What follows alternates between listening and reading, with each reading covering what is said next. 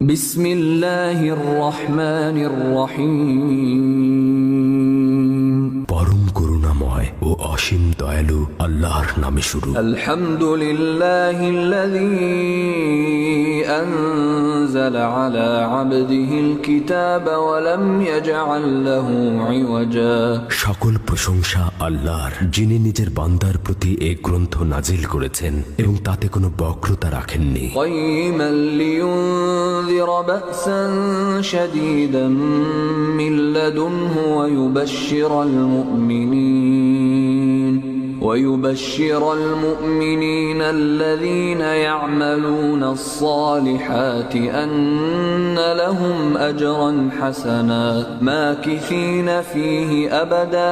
এটি সুপ্রতিষ্ঠিত করেছেন যাতে আল্লাহর পক্ষ থেকে ভীষণ বিপদে ভয় প্রদর্শন করেন এবং মুমিনদেরকে যারা সৎকর্ম সম্পাদন করেন তাদেরকে সুসংবাদ দান করেন যে তাদের জন্য উত্তম প্রতিদান রয়েছে, তাতে তারা চিরকাল অবস্থান করবে।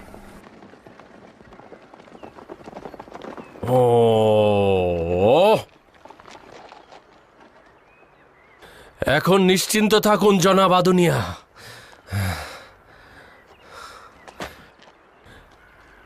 এখন আপনি নিরাপদ।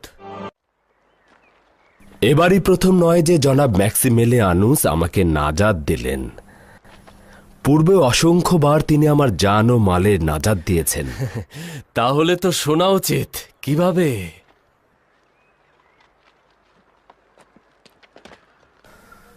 আমি হযরত ঈসা মসীহের দ্বীনের তাবলীগকারী ছিলাম এবং তাদের দ্বীন আমি প্রচার করে বেড়াতাম। একদা রোমের সৈন্যবাহিনী আমাকে দ্বীন প্রচার করা অবস্থায় গ্রেফতার করলেন। নিঃসন্দেহে একেবারে মৃত্যুর দ্বারপ্রান্তে পৌঁছে গিয়েছিলাম, কিন্তু জনাব ম্যাক্সিমিলিয়ানুস অত্যন্ত দক্ষতার সহিত আমাকে আজাদ করলেন। আর এটাই মূলত আমার তাওহীদে বিশ্বাসী হওয়ার মূল ভিত্তি। এভাবে দিনের পর দিন একে অপরের সঙ্গে বিভিন্ন বিষয়ে বাহাস করেছি আমরা। আমি অসংখ্য বিষয়ে তার কাছ থেকে শিখেছি। গালুস, তোমার মালিকের মর্যাদা বোঝার চেষ্টা করো। আমি তাকে খুব ভালোভাবেই চিনি। তাহলে তুমি তো নিঃসন্দেহে আমার চাইতেও বেশি ঘটনা জানো। আমি তখন গ্রিক গোলাম। তখন আমার বয়স 14 কি 15। জনাব ম্যাক্সিমিলিয়ানুসের পিতা আমাকে কিনে নিলেন। তিনি রোমের একজন বিখ্যাত বিচারক ছিলেন। সম্রাট হাদিরিয়ানুসের খুব ঘনিষ্ঠ লোক ছিলেন। আমি জনাব ম্যাক্সিমিলিয়ানুসের বাল্যকালও বেড়ে ওঠার সাক্ষী ছিলাম। তিনি অত্যন্ত মেধাবী ছিলেন। বিখ্যাত ব্যক্তিদের সান্নিধ্যে থেকে তিনি শিক্ষা গ্রহণ করতে পেরেছেন। তারা তাকে জ্ঞান, বিজ্ঞান, সমাজনীতি, অর্থনীতি বিভিন্ন বিষয়ে শিক্ষাদানের মাধ্যমে তাকে পরিপূর্ণ করে তুললেন। কিন্তু এই শিক্ষাই তার জন্য কাল হয়ে দাঁড়ালো। আর রোমের অত্যাচারী খোদাগণ তাকে হিংসার চোখে দেখতে লাগলো। কিন্তু দাগিয়ানুস তার গুণমুগ্ধ হয়ে রোমের সম্রাটের কাছ থেকে নিয়ে এসে ফিলাডেলফিয়ার রাষ্ট্রীয় কাজে নিযুক্ত করলো। হ্যাঁ, আর ভাগ্যক্রমে ফিলাডেলফিয়াও একই পরিণতি ভোগ করলো। আপনার চেহারায় ক্লান্তির ছাপ দেখছি। উত্তম হচ্ছে গাছের ছায়ায় কিছুটা বিশ্রাম গ্রহণ করুন। তিনি রোমের অপকর্ম থেকে বাঁচবার জন্য ফিলাডেলফিয়া আসলেন, অথচ ফিলাডেলফিয়ার অপকর্মগুলো রোমের চাইতে কোনো অংশেই কম নয়। আচ্ছা, জনাব ম্যাক্সিমিলিয়ানুস কেন দাগিয়ানুসেরই অপকর্ম দেখে রোমে ফিরে গেলেন না? দাগিয়ানুস তার কন্যার সঙ্গে ম্যাক্সিমিলিয়ানুসের বিয়ে দিয়ে দিলেন যেন তিনি ফিলাডেলফিয়ায় অবস্থান করেন। তবে বানু হেলেন যে এক খোদার ইবাদত করেন সেটাতে তিনি উদাসীন ছিলেন। তার মানে জনাব ম্যাক্সিমিলিয়ানুস এক ও অদ্বিতীয় খোদায় ঈমান আনার পূর্বে মিথ্যা ও শিরক ইবাদত থেকে মুখ ফিরিয়ে নিয়েছিলেন এবং তারপর তাওহীদে বিশ্বাসী হলেন। হ্যাঁ, তিনি কখনোই অলিম্পিয়াসের খোদায় বিশ্বাসী ছিলেন না এবং সে সত্যের সন্ধানী ছিলেন। তিনি তার খালেককে চিনতেন, কিন্তু তিনি খোদাতালার পক্ষ হতে হেদায়েতের একটি আয়াতের অপেক্ষায় ছিলেন। কিন্তু পবিত্র তাওরাত ও ইনজিল শরীফ কি তার হাতে পৌঁছেনি? কেন নয়, অবশ্যই তিনি সেগুলো পড়েছেন, কিন্তু হাকিকত খুঁজে পাচ্ছিলেন না। তিনি ফিলাডেলফিয়ার গ্রামগুলোতে অনবরত সফর করতেন এবং নিজের প্রভাব প্রতিপত্তি দ্বারা মজলুম ও বঞ্চিতদের তিনি সাহায্য করতেন। তিনি এমন একটি সফরে রাজস্ব আদায়কারীদের নির্মম নির্যাতনের ছবি দেখলেন। তারা ছিল দাগিয়ানুসের কর আদায়কারী।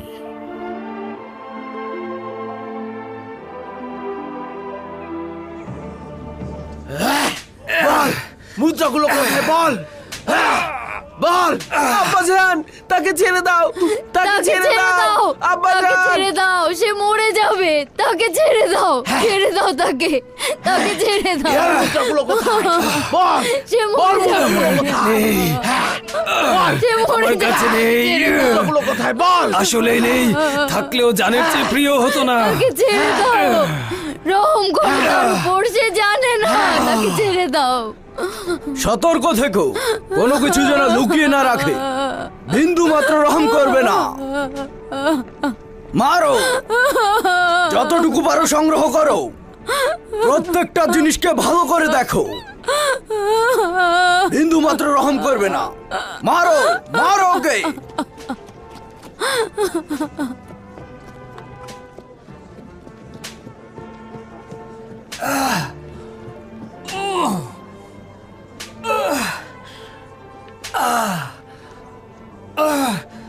এখানে কি হচ্ছে? আমরা রাষ্ট্রের পক্ষ থেকে কর আদায় করছি, আর এই লোকটি কর দিতে চাইছে না।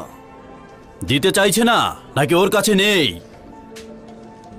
এটা আমাদের দেখার বিষয় নয়, আমরা কর আদায় করতে চাইছি, এসব অক্ষমদের সাহায্য করতে আসেনি। হ্যাঁ, তাকে ছেড়ে দাও।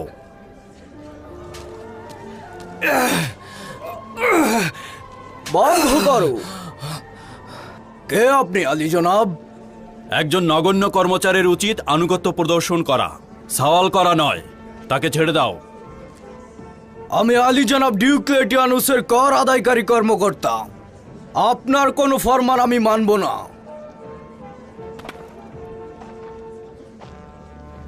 তোমার সঙ্গে আসলে ভিন্ন ভাষায় কথা বলা উচিত।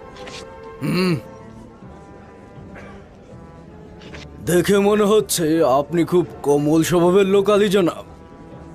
ভাবতে পারছি না ওই ভাষাটা আপনার জানা আছে।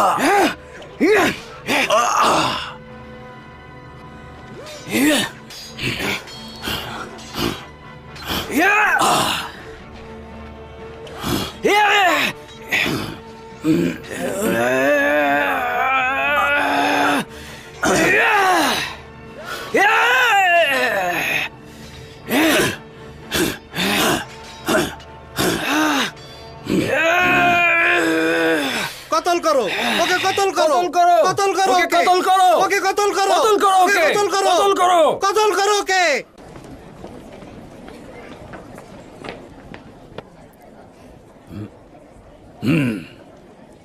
আচ্ছা ঠিক আছে, তোমার সাহায্যকারীদের এখান থেকে নিয়ে যাও।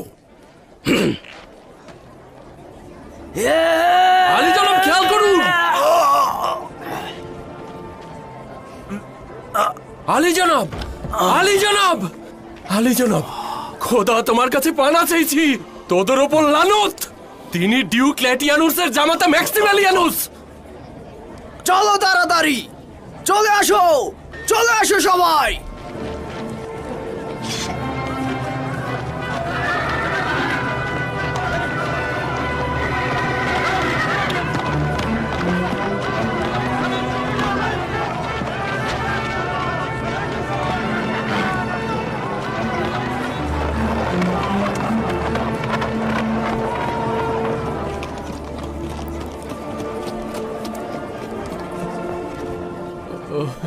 আলী জনাব, আলী জনাব,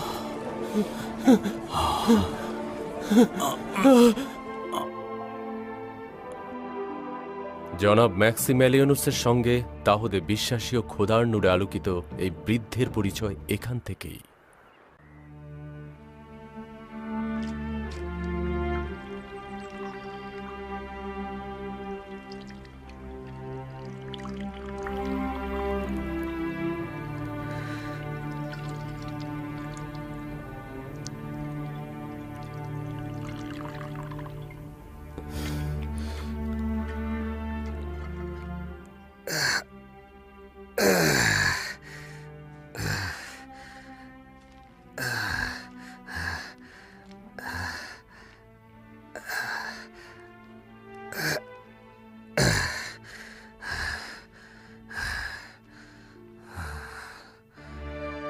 জনাব ম্যাক্সিমেলিয়ানুস গুরুতর জখম হলেন।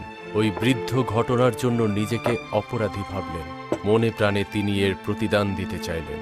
জনাব ম্যাক্সিমেলিয়ানুসকে আহত অবস্থায় ওই বৃদ্ধের বাড়িতে নিয়ে যাওয়া হলো। ওই বৃদ্ধ তার দক্ষতা ও অভিজ্ঞতা দিয়ে তাকে সারিয়ে তুলতে লাগলেন।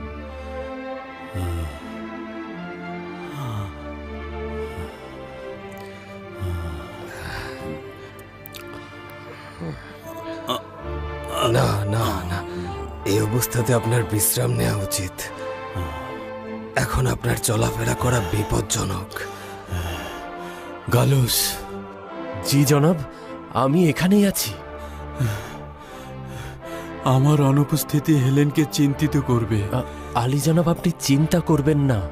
আমি শহরে গিয়ে তাকে আপনার খবর দেব। আপনি বিশ্রাম নিন। ডেলমিখা ও ইউভানিসকে বলবে পরিস্থিতি যেন খেয়াল রাখে। যদি ডিওক্লেটিয়ানুস সাহল করে যেন বলে রাষ্ট্রীয় কাজে কিছুদিন শহরের বাইরে আছি। আদেশ শিরোধার্য, চিন্তা করবেন না। আমি খুব দ্রুতই ফিরে আসব। আপনি আলী জনাবের দিকে খেয়াল রাখবেন। এভাবেই জনাব ম্যাক্সিমেলিয়ানুস তাহুদে বিশ্বাসী খোদার আউলিয়ার সঙ্গে পরিচয় হল।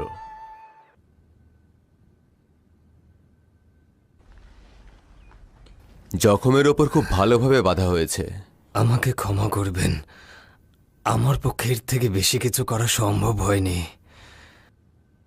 না, অত্যন্ত ভালো চিকিৎসা দিয়েছ। শিখলে কিভাবে? আমার পিতার কাছ থেকে, যদিও তা রোমের চিকিৎসকদের মতো এত উন্নত নয়, তবুও আপনার এই বেহাল অবস্থা কে করেছে? ক্ষমা করবেন আলী জনাব, এটা জানা খুব একটা গুরুত্বপূর্ণ বিষয় নয়। বছরের পর বছর ধরে সভ্যতা ও সংস্কৃতিতে পিছিয়ে থাকা জনগোষ্ঠীর উপর রোমানদের অত্যাচার সহ্য করছি। আমরা এতে অভ্যস্ত হয়ে গেছি। আমি একজন রোমান হিসেবে আপনার কাছে ক্ষমা প্রার্থনা করছি। আমরা নিজেদের সভ্যতার সবচেয়ে বড় ধারক ও বাহক হিসেবে জানি, অথচ সবচেয়ে অসভ্য কাজগুলো এখন আমরাই করছি। না না, আপনাদের সাথে অন্য রোমানদের বেশ পার্থক্য লক্ষ্য করছি। কিন্তু আমরাও অন্য রোমানদের মতোই, আমাদের মধ্যে বেশি পার্থক্য নেই। না না না, একেবারেই তেমন নয়। আচ্ছা, আমি কি একটা সওয়াল করতে পারি? হ্যাঁ, করো সওয়াল। আলী জনাব কেন এই রোমান বাহিনীর কর্মকর্তাকে সাহায্য করার বদলে আমাকে সাহায্য করলেন? আমি নিজেও জানি না, শুধু জানি যে ওইসব জুলুমকারীদের সঙ্গী হতে চাই না। সম্ভবত এই ইচ্ছে ও আকাঙ্ক্ষাটা কলবের মধ্যে কোনো একটা আদেশ থেকে হয়েছে। কিন্তু দুনিয়ার প্রতি মহব্বত অনুভব করাও এক ধরনের কলপের চাওয়া। কেন আপনি এই কলপের জন্যই তালাশ করছেন না? আপনি কি এমন কাউকে দেখেছেন যে ভালো বা মন্দ কাজের জন্য প্রতিদান পেয়েছেন?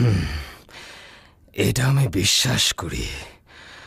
পুরস্কার প্রাপ্তি ছাড়া আঞ্জাম হয় না, এবং এই বিষয়ে আমার পূর্ণ আকীদা রয়েছে যে ভালো এবং মন্দ কাজের পুরস্কার অবশ্যই আছে। আর যদি তা না হয় তাহলে আমার কাছে জিন্দেগির কোনো মূল্যই থাকবে না। তুমি এই নেক কাজের জন্য কার কাছ থেকে পুরস্কার গ্রহণ করতে চাও? আপনাদের যে গোলাম ও খেদমতগার রয়েছে তারা কার কাছ থেকে পুরস্কার গ্রহণ করে? তার মালিকের কাছ থেকে। মালিকের কাছ থেকে? তার মানে আমিও আমার মালিকের কাছ থেকেই পুরস্কার গ্রহণ করি। প্রত্যেকেরই মালিক রয়েছে। তুমি বলতে চাইছো যে তোমার পুরস্কার তোমার খোদার কাছ থেকে গ্রহণ করবে?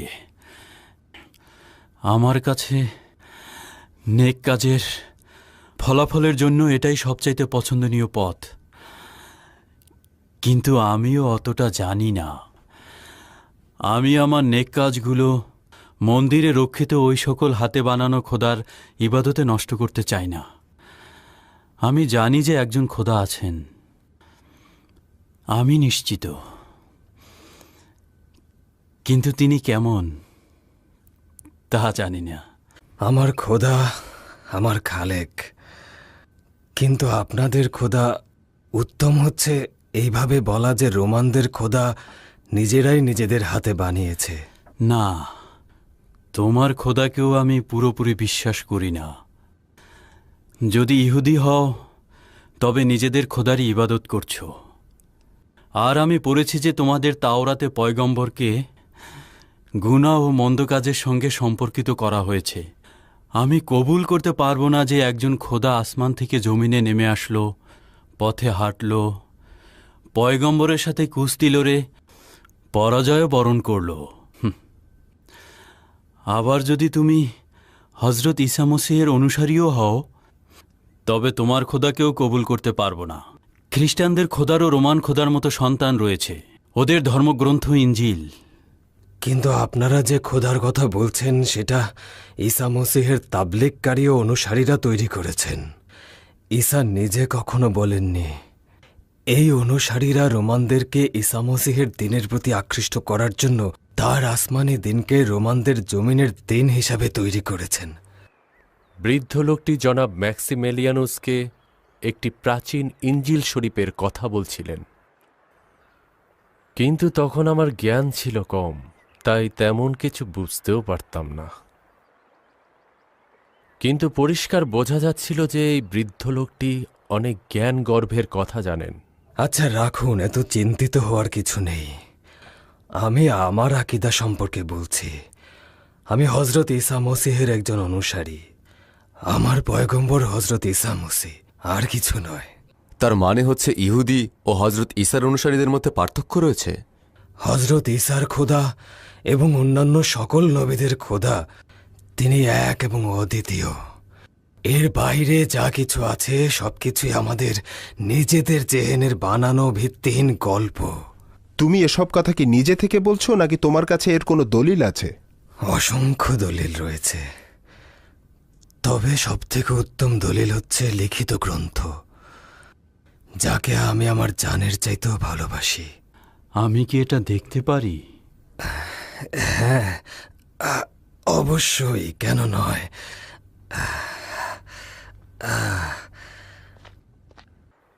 বৃদ্ধ লোকটি পবিত্র ইঞ্জিল শরীফ জনাব ম্যাক্সিমেলিয়ানুসকে দেখালেন।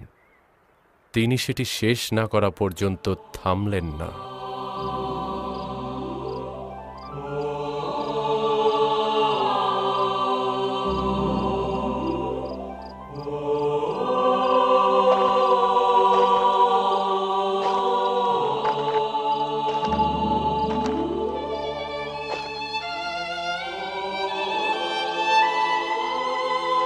তিনি নিজের জন্য ইঞ্জিল শরীফের অনুলিপি না লিখে ওই বৃদ্ধের গৃহ ছাড়লেন না।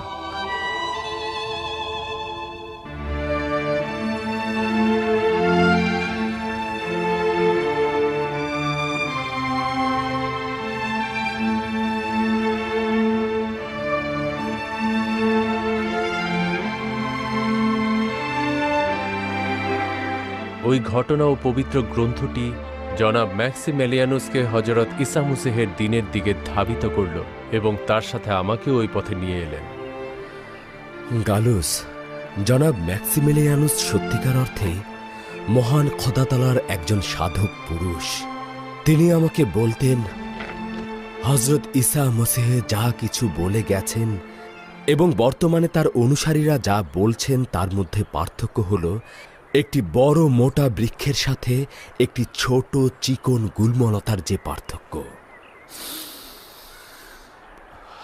কিছু কিছু ফুল দূর থেকে অনেক বেশি তার সুগন্ধি বিতরণ করে যায়। আশা করছি রোমানদের সঙ্গে আমাদের সম্পর্ক অটুট থাকবে। আলী জনাব, অনুমতি দিলে ইয়াহুদি গোষ্ঠীর পক্ষ থেকে কিছু উপহার দিতে চাই। অতি নগণ্য এই উপহার ইয়াহুদিদের পক্ষ থেকে মহান সম্রাট ও ডিওক্লেটিয়ানুসের জন্য বন্ধুত্বের শুভেচ্ছা স্বরূপ।